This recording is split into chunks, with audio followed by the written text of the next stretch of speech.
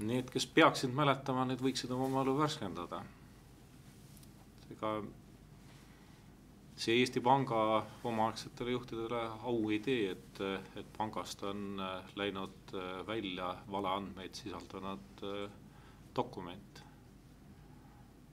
Ju olen mina üks nendest, kes praegu peab nentima, et ta on usaldanud 90. aastate Eesti Panka rohkem, kui see väärliks. Tõe väljaselgitamine on praegu toimunud sellises ulatuses, nagu see on olnud võimalik Eesti Panga seinte vahel ja nagu Eesti Panga audiitor isegi on öelnud, et edasi saab tõe selgitamisele kaasa aidata nende isikute mälu värskendamine, kes tõde võiks mingil määral aidata välja selgitada.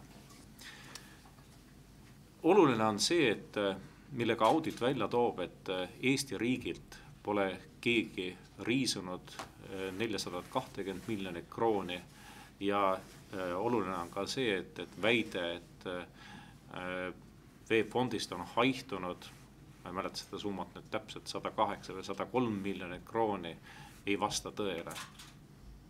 VEB-fondis ei ole kunagi raha olnud, sealt ei ole võimalik olnud raha riisuda.